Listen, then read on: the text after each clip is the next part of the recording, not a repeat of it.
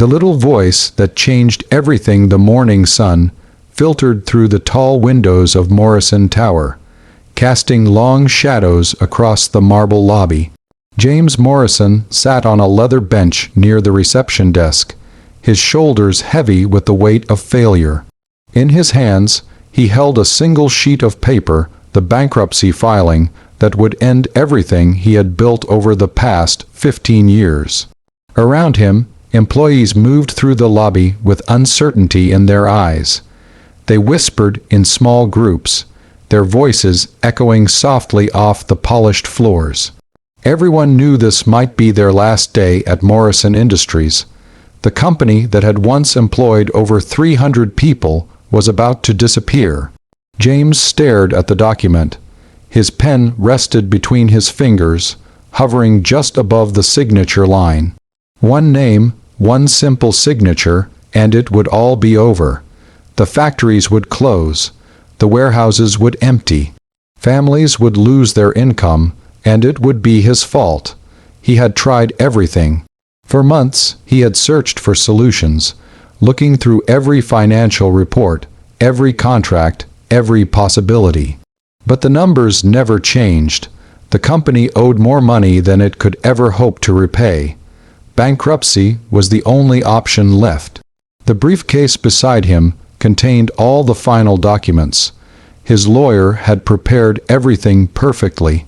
All James had to do was sign, and the legal process would begin. By tomorrow, Morrison Industries would exist only in memory.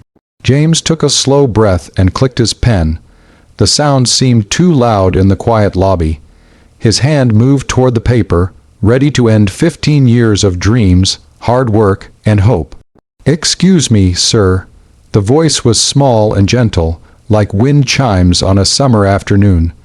James looked up to find a little girl standing in front of him. She couldn't have been more than 5 years old. She wore a pale pink dress, and her blonde hair was pulled into 2 small buns that reminded him of bare ears. Her blue eyes studied him with innocent curiosity. "Yes?" James asked, his voice rough from stress and sleepless nights. The girl pointed at the paper in his hands. "You missed this number." James blinked, confused. "I'm sorry. Right there." She leaned closer, her tiny finger hovering over a line of figures on the document.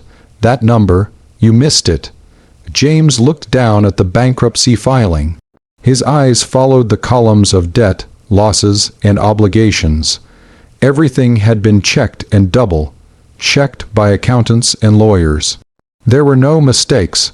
"Sweetie, I don't think," he began. "See." She pointed more insistently at a small notation in the corner of the page.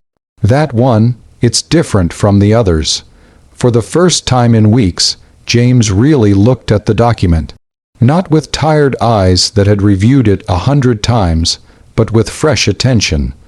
The little girl was pointing at an invoice number, a reference code he had barely noticed before. It was marked as unpaid.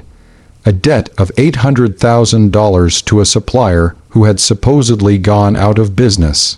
James felt something stir in his chest, not quite hope, but something close to it. He pulled his phone from his pocket and opened his email, searching through months of correspondence.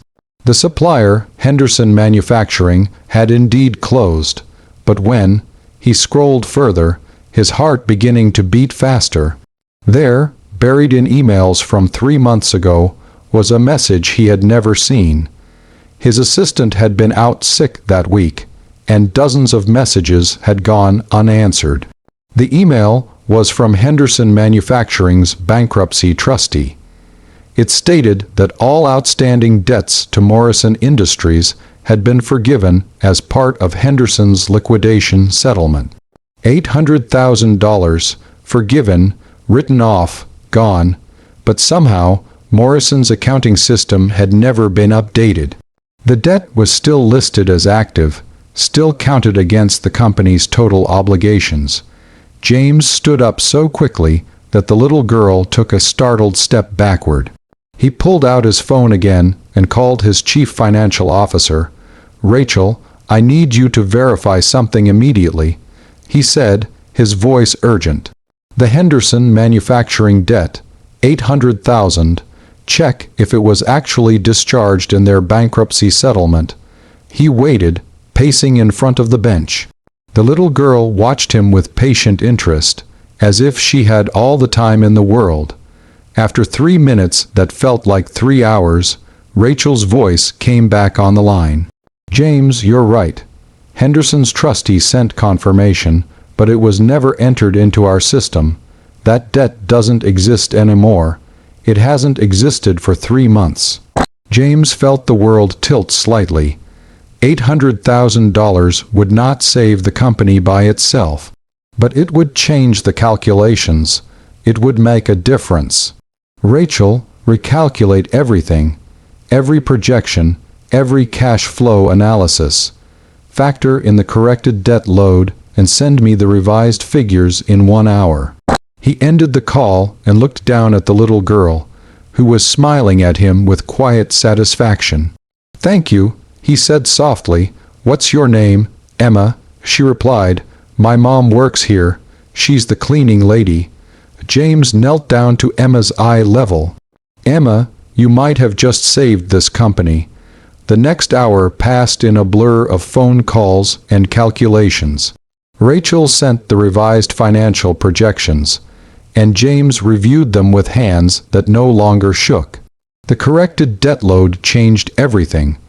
Morrison Industries was not profitable yet, but it was not as far underwater as they had thought.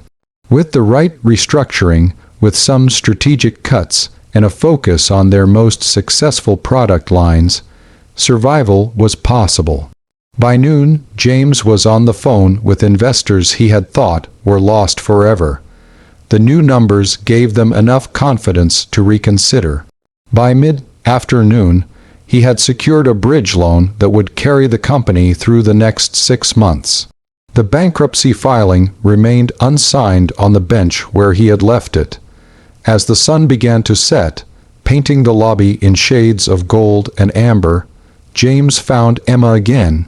She was sitting near the reception desk, coloring in a book while her mother finished her shift. He approached her gently. "Emma, I wanted to thank you properly." She looked up from her drawing. "Did I help?"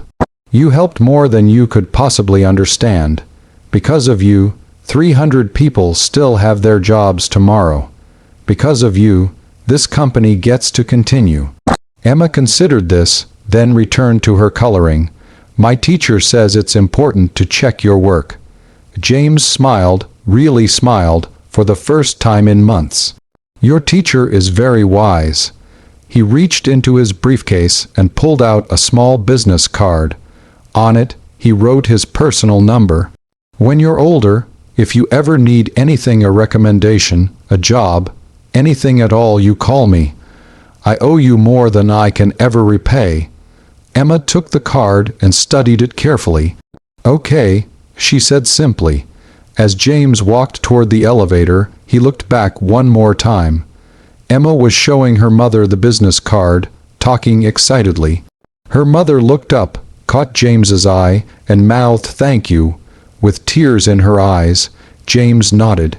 But the truth was, the gratitude belonged to Emma. Sometimes salvation comes from the most unexpected sources. Sometimes wisdom speaks with the smallest voice. And sometimes, all it takes to change everything is someone who notices what everyone else has missed. The bankruptcy filing went into the shredder that evening. Morrison Industries would live to see another day, saved by the careful attention of a 5-year-old girl who simply noticed a number that didn't belong.